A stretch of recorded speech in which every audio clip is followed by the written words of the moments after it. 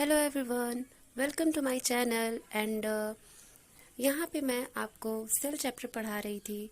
तो ये है इसका लेक्चर नंबर 3 जो कि मैं आप लोगों को बता रही थी। तो अब इसमें मैं सीधा शुरू करूँगी, कोई फालतू बात नहीं।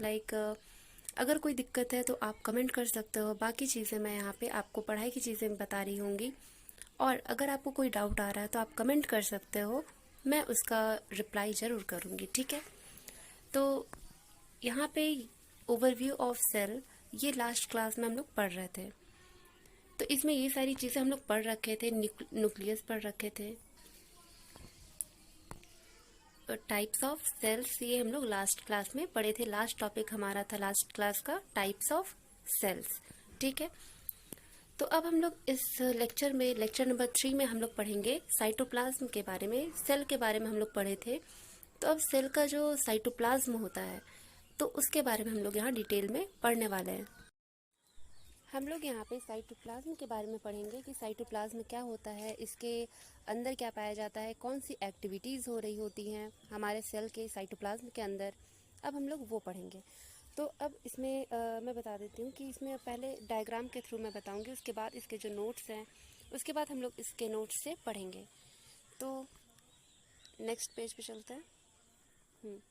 तो जैसे कि ये सेल है, ये एनिमल सेल के बारे में बता रही हैं यहाँ पे। इसके अंदर क्या होता है, न्यूक्लियस प्रेजेंट होता है। तो ये जो बीच वाला पोर्शन है ये, इसको बोला जाता है साइटोप्लाज्म, और बीच वाला जो होता है इसको बोला जाता है न्यूक्लियोप्लाज्म। ठीक है।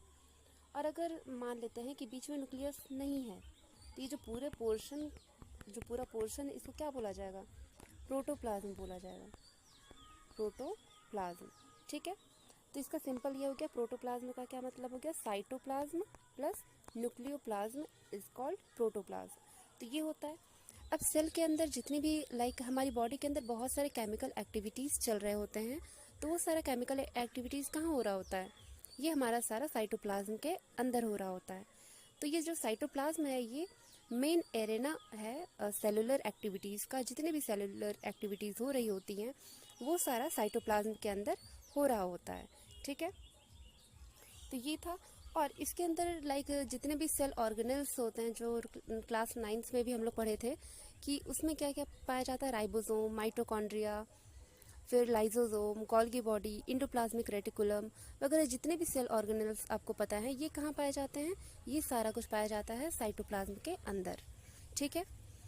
अब इसमें आगे अब हम लोग नोट्स की तरफ देखते हैं, क्योंकि इसमें हम लोग को ओवरऑल वे देखना है कि क्या चीज़ें हैं, ओवरऑल हम लोग को ऊपर ऊपर से जानना है। तो इसके बारे में हम लोग अब नोट्स के थ्रू देख लेते हैं कि क्या है। अब इसमें थोड़ा बड़ा कर दी, अब ठीक रहेगा। हाँ। तो क्या कह रहा है कि पहले देखो सेल का स्ट्रक्चर दिया है, लेकिन यहाँ थोड़ा गड़बड़ हो गया लेबल करने में, तो इग्नोर करना, लेबल को इग्नोर करना। ठीक है। देखो इसका पहले डेफिनेशन देखते क्या है। तो cytoplasm is a semi fluid matrix occupying most of the cell. तो सेल का जो मैक्सिमम पार्ट रहता है वो किससे वो हुआ रहता है, एक सेकेंड, एक सेकेंड, हाँ यहाँ पे थे हम लोग। तो इसका जो मोस्ट पार्ट रहता है ये किससे, ये कैसा रहता है, जेली जैसा रहता है। ठीक है। सेमी फ्लूइड मतलब कि ना ही ज़्यादा लिक्विड रहता है ना ही सॉलिड रहता है, बीच वाला पार्ट। तो बीच वाला पार्ट कैसा होता है, जेली जैसा होता है। तो ये एनसीईआरटी में भी बताया गया है इसको। ठीक है, ये ध्यान रखना। ठीक है। तो इसका नेचर क्या होता है, सेमी फ्लूइड नेचर का ये होता है। आगे बढ़ते हैं। हाँ एक सेकेंड। अब इसमें ये कहाँ लाई करता है, तो ये सेल मेम्ब्रेन और न्यूक्लियस के बीच में लाई करता है। लाई करना मतलब कि प्रेजेंट होना। तो बाहर वाला जो लेयर होता है इसको सेल मेम्ब्रेन बोला जाता है, और अंदर वाला जो बीच वाला में जो ये पोर्शन है, ये जो पर्पल कलर का, ये क्या है, न्यूक्लियस है। ठीक है। तो न्यूक्लियस और सेल मेम्ब्रेन के बीच के एरिया को क्या बोला जाता है, साइटोप्लाज्म बोला जाता है। अब इसका फंक्शन क्या है, इसका काम है site of most metabolic reaction. मतलब कि मोस्ट ऑफ द रिएक्शन जितने होते हैं मेटाबॉलिक रिएक्शन, जिसमें कैटाबॉलिक, एनाबॉलिक रिएक्शन, ये सारे जितने भी होते हैं मेटाबॉलिज्म के पार्ट, वो सारा साइटोप्लाज्म में हो रहा होता है। ठीक है। अब इसमें कंटेन सेल ऑर्गेनेल मैं बताई कि जितने भी सेल ऑर्गेनेल्स हैं ये सारा साइटोप्लाज्म में ही पाया जाता है। और ये क्या करते हैं, सपोर्ट करते हैं मूवमेंट ऑफ मटेरियल। मतलब मटेरियल्स का जो इधर से उधर होना होता है, ये सारा कुछ साइटोप्लाज्म में ही होता है।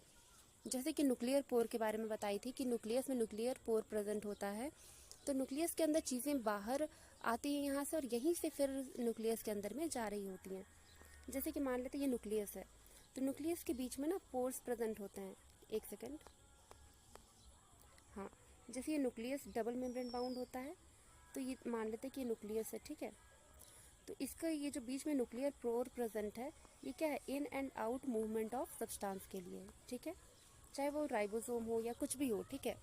तो ये यहीं से अंदर और बाहर की तरफ होता है। तो ये कहाँ हो रहा है, ये साइटोप्लाज्म में हो रहा है, ठीक है। इसीलिए यहाँ पे मूवमेंट ऑफ मटेरियल्स लिखा गया है। फिर ये क्या करता है, keep cell alive by continuous biochemical reaction.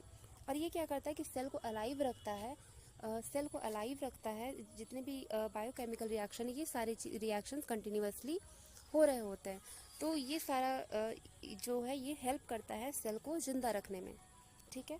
तो ये समझ में आ गया होगा साइटोप्लाज्म का। तो इसमें ये बताया गया कि सेल मेम्ब्रेन और न्यूक्लियस के बीच में जो चीज़ प्रेजेंट है उसको बोला जाता है साइटोप्लाज्म, ठीक है। अब यहाँ पे बोर्ड के हिसाब से इम्पॉर्टेंट लाइन क्या है, cytoplasm is the main Arena of cellular activities. मतलब कि मेन एरिना मतलब कि मेन जगह जहाँ पे ये सारी सेलुलर एक्टिविटीज़ हो रही होती हैं, तो इसलिए इसको मेन एरिना बोला गया है, ठीक है। अब नेक्स्ट हम लोग देखने वाले हैं, अब नेक्स्ट की तरफ मूव करते हैं हम लोग साइटोप्लाज्म के बारे में पढ़ लिए। अब हम लोग पढ़ेंगे सेल ऑर्गेनेल्स के बारे में, क्योंकि अभी तक बहुत बार मैं बता रखी कि सेल ऑर्गेनेल्स प्रेजेंट होते हैं, ये होता है वो होता है। तो अब हम लोग जानेंगे कि सेल ऑर्गेनेल एक्चुअल में है क्या और कौन कौन से सेल ऑर्गेनेल हैं जो हमारे साइटोप्लाज्म में प्रेजेंट है, जो सेल को अलाइव रखने में और डिफरेंट एक्टिविटीज़ करने में, केमिकल एक्टिविटीज़ करने में हेल्प करते हैं, ठीक है। तो पहले यहाँ पे हम लोग डेफिनेशन से देखेंगे, उसके बाद फिर हम लोग फिगर के थ्रू समझेंगे। तो इसका डेफिनेशन हो जाएगा मेम्ब्रेन बाउंड स्ट्रक्चर। सबसे पहला कि जितने भी सेल ऑर्गेनेल होते हैं ये मेम्ब्रेन बाउंड होते हैं, ठीक है। मेम्ब्रेन बाउंड ये होते हैं, यूकैरियोटिक सेल में प्रेजेंट होते हैं, ठीक है। जितने भी मेम्ब्रेन बाउंड स्ट्रक्चर हैं वो यहाँ पे यूकैरियोटिक सेल में, ये ध्यान रखना है कि यूकैरियोटिक यहाँ पे मेन है, ठीक है। प्रोकैरियोटिक सेल में मेम्ब्रेन बाउंड स्ट्रक्चर प्रेजेंट नहीं होते हैं, इसीलिए ये ध्यान रखना है कि साइटोप्लाज्म जो यूकैरियोटिक सेल का है सिर्फ वहीं पे सेल ऑर्गेनेल मतलब सेल ऑर्गेनेल प्रेजेंट होते हैं जो मेम्ब्रेन बाउंड होते हैं, ठीक है।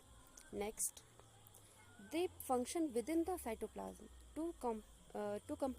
एक सेकेंड, हाँ, they function within the cytoplasm to compartmentalize cellular processes, ठीक है। तो इसमें क्या कह रहा है कि ये जितने भी काम है ये सेलुलर प्रोसेस को लाइक मेंटेन करने के लिए इनका काम ही होता है कि साइटोप्लाज्म में रह करके अलग अलग एक्टिविटीज़ करना, अलग अलग अपना डिपार्टमेंट, लाइक यहाँ पे क्या होता है, इसमें डिवीजन ऑफ लेबर होता है, तो इसके लिए सबका काम बटा हुआ होता है, तो सब कोई अपना काम आसानी से कर सकता है, ठीक है। जैसे कि अब इसमें हम लोग देखेंगे कौन कौन से सेल ऑर्गेनेल है, मेम्ब्रेन बाउंड है, कैसा है क्या है, हम लोग सब देखेंगे। तो जैसे कि यहाँ पे एग्जांपल दिया गया है एंडोप्लाज्मिक रेटिकुलम, इसके भी दो टाइप होते हैं, ठीक है। एंडोप्लाज्मिक रेटिकुलम के दो टाइप होते हैं, एक रफ एंडोप्लाज्मिक रेटिकुलम और एक स्मूथ एंडोप्लाज्मिक रेटिकुलम, ठीक है। दूसरा गोल्गी कॉम्प्लेक्स या गोल्गी बॉडी बोल सकते हो, लाइसोसोम्स होता है, माइटोकॉन्ड्रिया होता है, माइक्रोबॉडीज होती हैं, वैक्यूल्स होते हैं। तो वैक्यूल यहाँ बहुत कम मात्रा में पाया जाता है यूकैरियोटिक ऑर्गेनिज्म में, लेकिन हाँ इसमें यूकैरियोटिक सेल में, लेकिन जो प्लांट सेल है, ठीक है, तो प्लांट सेल में ये वैक्यूल्स जो होते हैं वो बहुत बड़े मात्रा में पाया जाता है, लाइक बड़ा होता है, ठीक है। मोस्ट ऑफ द एरिया जो होता है यही कवर किया हुआ रहता है प्लांट सेल में, लेकिन एनिमल सेल में क्या होता है कि ये बहुत कम पाए जाते हैं। तो यहाँ पे ये नॉर्मली बता रहा है प्लांट सेल और एनिमल सेल का मिलाकर के यहाँ पे लिखा हुआ है। अब इसका काम क्या होता है, फंक्शन। तो each organelle performs a specific function, therefore cell show division of labour. तो इसमें जो ऑर्गेनल होता है इनका काम बटा हुआ है, ठीक है। तो इसमें सबका अलग अलग काम है, जितने भी सेल ऑर्गेनल हैं सबका अलग अलग काम दिया हुआ है कि इसका क्या काम है। जैसे कि गोल्गी बॉडी का काम क्या है, पैकेजिंग का है। लाइसोसोम का क्या काम है कि जो इसको क्या बोला जाता है, suicidal bag of the cell कहा जाता है, ठीक है। अब क्यों कहा जाता है इसके बारे में भी पढ़ेंगे। अब माइटोकॉन्ड्रिया को क्या कहा गया है, power house of the cell. क्यों, क्योंकि ये एटीपी जनरेट करता है, एटीपी एडेनोसाइन ट्राइफॉस्फेट, जो कि हम लोगों को हमारी बॉडी में एनर्जी देने में हेल्प करता है, ठीक है। तो ये चीज़ था ये सारे कुछ कुछ चीज़ें मैं बता दी, बाकी आप लोग को और आगे मैं बताऊंगी कि क्या क्या चीज़ें हैं, ठीक है। लेकिन इसमें क्या है कि एक राइबोसोम भी होता है, लेकिन वो मेम्ब्रेन बाउंड नहीं होता है। एक सेल ऑर्गेनेल इसमें जो है एक सेल ऑर्गेनेल और ऐड होता है जिसका नाम है राइबोसोम, लेकिन वो मेम्ब्रेन बाउंड नहीं होता है, इसीलिए यहाँ पे मेम्ब्रेन बाउंड ऑर्गेनेल के साथ इसका नाम नहीं लिखा गया है, ठीक है। तो इसका काम यहाँ पे मैं बता दी। फिर membrane bound structures of eukaryotic cell यहाँ दिख रहा है, लाइसोसोम है, गोल्गी कॉम्प्लेक्स है, स्मूथ एंडोप्लाज्मिक रेटिकुलम है, रफ एंडोप्लाज्मिक रेटिकुलम है, ठीक है। अब ये रफ और स्मूथ ये दोनों में क्या डिफरेंस है इसके बारे में भी हम लोग आगे पढ़ेंगे। माइटोकॉन्ड्रिया है, माइक्रोबॉडीज है, इसका क्या रोल है, वैक्यूल क्या है, सब कुछ जानेंगे। अब नीचे दिया गया है prokaryotic cell lack membrane bound organelle, जो कि मैं अभी बताई कि प्रोकैरियोटिक सेल जो होते हैं उनमें मेम्ब्रेन बाउंड ऑर्गेनेल प्रेजेंट नहीं होते हैं, उसमें ये एब्सेंट होता है, ठीक है। तो ये सारा कुछ हम लोग बस अभी सेल ऑर्गेनेल्स का नाम जाने हैं। अब नेक्स्ट स्लाइड पे देखते हैं कि आगे क्या दे रखा है, तो इसके बारे में हम लोग पढ़ेंगे, ठीक है। नेक्स्ट स्लाइड पे मूव करते हैं, एक सेकेंड। हाँ, अब हम लोग नेक्स्ट स्लाइड पे पढ़ेंगे राइबोसोम्स के बारे में। एक सेकेंड, इसे बड़ा कर लूँ मैं, एक सेकेंड। हाँ, ये हो गया। हम लोग पढ़ेंगे इसमें राइबोसोम्स के बारे में।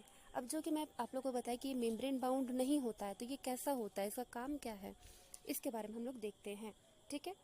देखो, इसका डेफिनेशन सबसे पहले क्या है कि नन मेम्ब्रेन बाउंड ऑर्गेनेल, इसमें मेम्ब्रेन बाउंड नहीं होता है, इसमें मेम्ब्रेन होता ही नहीं है जो बाउंड किया हो, ठीक है। और ये प्रोकैरियोट्स में प्रेजेंट होता है और यूकैरियोट्स में भी, दोनों में ये प्रेजेंट होते हैं, ठीक है। इसका काम है प्रोटीन सिंथेसिस करना, प्रोटीन बनाने का काम इसका है, ठीक है। कहाँ कहाँ पाया जाता है, तो साइटोप्लाज्म में, rough endoplasmic reticulum, mitochondria, chloroplast.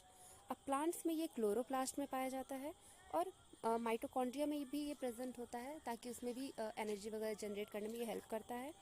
Rough endoplasmic reticulum में क्या होता है कि जैसे जो ER होता है, जैसे मान लो ऐसे ER वगैरह जो हो गया, तो ये सब में क्या होता है, ये ऊपर प्रेजेंट होता है इसके ऊपर, ठीक है। तो ये क्या करता है, सरफेस को राइबोसोम्स जो होते हैं ये एंडोप्लाज्मिक रेटिकुलम के ऊपर ये बैठे हुए होते हैं, इसीलिए इसको रफ एंडोप्लाज्मिक रेटिकुलम कहा गया है, ठीक है। और जो स्मूथ एंडोप्लाज्मिक रेटिकुलम होते हैं उसमें राइबोसोम्स नहीं प्रेजेंट होते उनके सरफेस पे, इसीलिए उसको स्मूथ एंडोप्लाज्मिक रेटिकुलम कहा गया, ठीक है। लेकिन ये हम लोग राइबोसोम की बात कर रहे हैं, तो अभी एंडोप्लाज्मिक रेटिकुलम को रहने देते हैं, ठीक है। अब इसमें बता रहा है कि राइबोसोम कहाँ, माइटोकॉन्ड्रिया में प्रेजेंट होते हैं। प्लांट में, ये प्लांट का दिखाया है, ठीक है। इसमें ये नहीं करना कि एक ही में ऐड है, नहीं, ये एनिमल सब कुछ एक साथ दिखाया है। तो क्लोरोप्लास्ट में ये राइबोसोम होता है प्रेजेंट, ठीक है। माइटोकॉन्ड्रिया में भी प्रेजेंट होता है। फिर एंडोप्लाज्मिक रेटिकुलम के ऊपर ये सरफेस पे प्रेजेंट होता है, देखो प्रेजेंट है, ठीक है। तो ये सारे हो गए। फिर कुछ फ्री साइटोप्लाज्म में भी ये मूव कर रहे होते हैं, ठीक है। लेकिन इसका मेन काम अभी मैं डिटेल में बताऊंगी कि 70S राइबोसोम क्या होता है, 80S राइबोसोम क्या होता है, ये मैं आगे एक्सप्लेन करूंगी। अभी के लिए बस ये ओवरव्यू है, तो हम लोग बस ओवरव्यू जानेंगे इसका कि ये है क्या, काम क्या करता है। तो इसका बेसिक जो काम है वो क्या है, प्रोटीन सिंथेसिस करना, ठीक है। और इसको बोला जाता है प्रोटीन फैक्ट्री, ठीक है। प्रोटीन फैक्ट्री नाम से इसको जाना जाता है राइबोसोम्स को। ये हो गया, हम लोग बेसिक इसका ओवरव्यू जान लिए। अब नेक्स्ट स्लाइड पे मूव करते हैं। नेक्स्ट पढ़ेंगे हम लोग सेंट्रोसोम के बारे में। हाँ, सेंट्रोसोम के बारे में। तो सेंट्रोसोम है क्या, तो सबसे पहले मैं ये एक्सप्लेन करती हूँ कि ये क्या है, सेल डिवीजन में ये हेल्प करता है। जैसे कि जब डॉटर सेल्स में, जब क्रोमोसोम वगैरह जो हैं, जब डॉटर सेल्स में डिवाइड हो रहा होता है, तो यही सबको मतलब उसे अलग करके दो डॉटर सेल बनाने में ये हेल्प करता है, ठीक है। तो ये सेल डिवीजन में काम आता है, सबसे पहली बात। बाकी इसमें हम लोग पढ़ लेते हैं कि ओवरव्यू में क्या लिखा हुआ है, उसके बाद डिटेल में हम लोग जब मैं डिटेल में एक्सप्लेन करूँगी अंदर जा करके, तब जानेंगे इसके बारे में डिटेल में। इसका डेफिनेशन क्या है, ये नॉन मेम्ब्रेन बाउंड ऑर्गेनेल है, ये भी नॉन मेम्ब्रेन बाउंड है, ये भी मेम्ब्रेन बाउंड नहीं होता है। और ज़्यादातर ये किस में प्रेजेंट होता है, एनिमल सेल में प्रेजेंट होता है ज़्यादा ये, ठीक है। मेनली मतलब कि मेन जो है ये एनिमल सेल में प्रेजेंट होता है। इसका काम है सेल डिवीजन में हेल्प करना। और ये क्या करता है, स्पिंडल फाइबर्स जब माइटोसिस के दौरान, लाइक एक इधर प्रेजेंट होता है सेंट्रोसोम वाला, एक इधर, और जो बीच में क्रोमोसोम हो रहे होते हैं, क्रोमोसोम, ये इसको क्या करता है, इसमें जो स्पिंडल फाइबर्स जो अटैच होते हैं और सारे, लाइक हाँ, एक क्रोमोसोम से एक इधर से अटैच होता है, एक इधर से, और ये दोनों क्या करते हैं, एक दूसरे को अपोजिट डायरेक्शन में ये खींच रहे होते हैं। तो ये सेंट्रोसोम है ये, ठीक है। तो ये इसमें ये हेल्प करता है। तो ये हो गया, ये स्पिंडल फाइबर को माइटोसिस के दौरान ये उसको ऑर्गेनाइज करता है। आगे पढ़ेंगे हम लोग इसके बारे में। और ये क्या होता है, ये पेयर में प्रेजेंट होता है ताकि एक इधर चला जाए, एक इधर जाकर के अपना काम करे, ठीक है। अब centrosome is absent in higher plant cells, लेकिन जो प्लांट सेल्स होते हैं, ठीक है, उसमें ये एब्सेंट होता है सेंट्रोसोम, ठीक है। सेंट्रोसोम क्या है, सेल डिवीजन ऑर्गेनाइजर, ठीक है, cell division organizer, cell division में ये काम आता है, ठीक है। अब माइक्रोट्यूब्यूल भी इसी का वो है, तो आगे हम लोग जानेंगे, ठीक है। तो यहाँ पे हम लोग ओवरऑल जान लिए कि सेंट्रोसोम का क्या काम है। तो ये सेल डिवीजन में हेल्प करता है, जो क्या करता है, स्पिंडल फाइबर्स को ऑर्गेनाइज करने में हेल्प करता है। अब नेक्स्ट चलते हैं। अब है सेल साइज एंड शेप, ठीक है। तो अभी इसका जान लेते हैं कि अब ये क्या है। इसको थोड़ा बड़ा कर लेते हैं हम लोग। ये हो गया सेल साइज एंड शेप। अब सेल के बारे में मैं अभी आगे एनसीईआरटी की डायग्राम भी लाई हूँ अपने इस पीडीएफ में, तो उसको भी मैं एक्सप्लेन करूँगी। लेकिन उससे पहले हम लोग देख लेंगे कि ये ओवरऑल है क्या, कौन सा किसका कैसा शेप है, क्या है, हम लोग ये चीज़ें जान लेते हैं। तो सेल क्या होता है, यहाँ पे सेल्स डिफर इन, तो किस में डिफर करता है, साइज में, शेप में, फंक्शन में। अगर कोई भी सेल है तो या तो उसका साइज बड़ा छोटा होगा, या उसका शेप कुछ अलग तरीके से होगा। लाइक किसी का राउंड है तो किसी का ओवल होगा, किसी का सेलुलर होगा, लाइक अलग अलग शेप होगा, ठीक है। और फिर क्या हो सकता है तीसरा, कि उसका काम अलग अलग होंगे, क्योंकि जिसका जैसा शेप होगा उसका वैसा काम होगा, ठीक है। अब हम लोग उल्टा सीधा किसी को काम सौंप नहीं सकते हैं, तो इसीलिए सबका अलग अलग होता है, डिफर करता है सबके साइज और शेप पे कि उसका क्या काम रहने वाला है, ठीक है। फिर the shape of a cell depends upon the work it performs. फिर जो शेप होता है सेल का, जो अभी मैं बताई कि वो मैटर करता है कि शेप उसका कैसा है, उस पर डिपेंड करता है कि वो फंक्शन क्या करेगा, ठीक है। तो जिसका जैसा काम है उसको वैसा ही शेप दिया गया है, ठीक है। अब यहाँ पे कुछ चीज़ें दी गई हैं सेल के बारे में, तो इसका हम लोग देखते हैं कि क्या शेप है और इसका काम क्या है, ठीक है। पहले आरबीसी, जिसका फुल फॉर्म है रेड ब्लड सेल्स, आप लोग पढ़े होंगे। इसका शेप होता है बाइकॉनकेव। बाइकॉनकेव शेप में इसका ये स्ट्रक्चर होता है, ठीक है। इसका काम है ऑक्सीजन ट्रांसपोर्ट, ऑक्सीजन को ये ट्रांसपोर्ट करता है। लाइक ऑक्सीजन को कैरी करके पूरे ब्लड में, लाइक पूरी बॉडी में ये मूव करने में हेल्प करता है। सेकेंड है डब्ल्यूबीसी, वाइट ब्लड सेल्स। ये क्या होता है, ये अमीबॉइड शेप का होता है, ठीक है, अमीबॉइड शेप का होता है, किसी भी शेप का। ये किस में काम करता है, डिफेंस सिस्टम में। लाइक हमारे बॉडी में अगर फीवर वगैरह हो गया तो ये लाइक ओवरऑल बोले तो इम्यून सिस्टम में ये हेल्प करता है। नर्व सेल, तो नर्व सेल यहाँ न्यूरॉन का फिगर दिया हुआ है, तो इसी को नर्व सेल बोला जाता है, न्यूरॉन को ही नर्व सेल बोलते हैं। ये क्या करता है, ये क्या होता है, लॉन्ग एंड ब्रांच्ड। देखो इसका स्ट्रक्चर दिया हुआ है, लॉन्ग है और ब्रांच्ड है, डेंड्राइट्स वगैरह हैं, एक्सन है, ठीक है, टर्मिनल लोब्स हैं, ये सारा इसका शेप है। इसका क्या है, impulse conduction. Impulse conduction means कि ये क्या करता है, मैसेज को ट्रांसफ़र कर रहा होता है, स्टिमुलस को ब्रेन तक पहुंचा रहा होता है, फिर ब्रेन से स्टिमुलस वाली जगह तक ये रिस्पांस ला रहा होता है कि हमें क्या रिस्पांस देना है, ठीक है। सिंपल भाषा में ये मैसेज ट्रांसफ़र कर रहा होता है आयंस के ट्रांसफ़र के थ्रू। तो आयंस का कैसे इसमें ट्रांसफ़र होता है, इसके बारे में भी हम लोग पढ़ेंगे, लेकिन वो डिटेल में पढ़ना है, तो अभी हम लोग वहाँ तक नहीं जा रहे हैं, हम लोग ऊपर ऊपर देख रहे हैं, ठीक है। फिर आता है ट्रैकिड। ट्रैकिड क्या है, तो ये इलोंगेटेड होता है, ठीक है, इलोंगेटेड होता है और ये वाटर ट्रांसपोर्ट में हेल्प करता है, ये भी हम लोग आगे पढ़ेंगे, ठीक है। जैसे प्लांट्स में ये प्रेजेंट होता है, ठीक है, इलोंगेटेड होता है ये। फिर आता है कॉलमनार सेल। कॉलमनार सेल क्या है, तो ये लंबा लॉन्ग होता है, ये एपिथेलियल टिश्यू जो है वो पढ़ेंगे, तो उसमें भी और डिटेल में हम लोग पढ़ेंगे इसके बारे में। ये क्या काम करता है, एब्जॉर्प्शन और सिक्रीशन। ये एब्जॉर्प्शन और सिक्रीशन का ये काम करता है। अब ये कैसे करता है, इसमें भी हम लोग डिटेल में आगे पढ़ने वाले हैं। फिर आता है मेजोफिल सेल। मेजोफिल सेल क्या होता है, ये ओवल शेप का होता है, ये प्लांट्स में होता है और ये फोटोसिंथेसिस में हेल्प करता है, ठीक है, फोटोसिंथेसिस में ये हेल्प कर रहा होता है। अब ये हम लोग जान गए इसका ओवरऑल कि कौन सा कैसा सेल है, कैसा शेप होगा, कैसा फंक्शन होगा, ठीक है। इसको नोट्स में बना सकते हैं। अब अगर ये जो इम्पोर्टेंट पॉइंट है इसका, ये क्या है कि स्ट्रक्चर ऑलवेज कॉम्प्लीमेंट्स फंक्शन। मतलब कि सेल का शेप और उसका जो फंक्शन है ये आपस में हमेशा रिलेट करेंगे। अब ऐसा नहीं है कि अगर कोई बाइकॉनकेव है तो वो डिफेंस में काम कर रहा होगा, लॉन्ग ब्रांच्ड है तो वो ऑक्सीजन ट्रांसपोर्ट कर रहा होगा, ऐसा नहीं हो सकता, ठीक है। जिसका जैसा रूप है उसका वैसा ही काम दिया गया है। हमारी बॉडी इसी स्टाइल में बनी हुई है, ठीक है। अब इसके बाद हम लोग नेक्स्ट पे चलते हैं, ठीक है। आई होप कि ये समझ आया होगा। आगे देखते हैं कि आगे क्या है। आगे अब हम लोग स्मॉलेस्ट और लार्जेस्ट हम लोग देखने वाले कि कौन सा सेल सबसे बड़ा है, कौन सबसे छोटा है, किसकी साइज कितनी है, क्या नहीं है, ये पढ़ेंगे। उसके बाद सीधा हम लोग डायग्राम पे स्विच करने वाले हैं, ठीक है। तो आज हम लोग कंप्लीट कर लेंगे ओवरव्यू ऑफ सेल। ये टॉपिक जो पूरा एक्सप्लेन कर दिया आज, ठीक है, लाइक कर रही हूँ, ठीक है। अब यहाँ पे स्मॉलेस्ट एंड लार्जेस्ट सेल्स, इसमें सबसे स्मॉलेस्ट सेल बोला गया है माइकोप्लाज्मा को, जिसका PPLO इसको शॉर्ट फॉर्म में बोलते हैं। अगर हम लोग फुल फॉर्म जानेंगे तो क्या कह सकते हैं, प्लूरोनिमोनिया लाइक ऑर्गेनिज्म, ठीक है। तो ये हो गया कितना है, लेस देन मतलब ओवरऑल एवरेज 0.3 माइक्रोमीटर। अब बैक्टीरिया, जो टिपिकल बैक्टीरिया, नॉर्मल बैक्टीरिया जो होता है वो कितने का होता है, 3 to 5 माइक्रोमीटर। ह्यूमन RBC जो हम लोग का रेड ब्लड सेल है, इसका साइज कितना होता है, लगभग 7 माइक्रोमीटर इन डायमीटर अगर उसका देखें तो कितना होता है, 7 माइक्रोमीटर के अप्रॉक्स में होता है। और जो सबसे लॉन्गेस्ट सेल होता है वो क्या है, नर्व सेल, न्यूरॉन, जो अभी हम लोग लास्ट स्लाइड में पढ़े थे, डेंड्राइट, एक्सन, टर्मिनल लोब, ये सारा कुछ। फिर आता है लार्जेस्ट सिंगल सेल, तो ये सबको पता है, बच्चे से हम लोग पढ़ते आ रहे हैं कि ऑस्ट्रिच एग, ठीक है। ऑस्ट्रिच का जो अंडा होता है वो सबसे विशाल सेल होता है। अब इसमें यहाँ पे देखो दिया गया है किनारे, smallest 0.3 micrometre mycoplasma, bacteria 3 to 5 micrometre typical bacteria, human RBC 7 micrometre, ये दिया गया है। अब इसमें लॉन्गेस्ट में क्या बताया गया, नर्व सेल बताया गया है। अब इसको हम लोग शॉर्ट में याद कर सकते हैं, smallest cell mycoplasma, largest cell और ostrich egg, longest cell neuron, ये सबसे ज़्यादा पूछा जाता है, तो इसीलिए हम लोग को इसको ज़्यादा ध्यान में रखना है। फिर cells exhibit an extreme range of sizes, मतलब कि बहुत सारे शेप होते हैं, स्ट्रक्चर लाइक इनका जो रेंज होता है साइज का, ये डिफर करता है सेल टू सेल, तो ये ध्यान रखना है।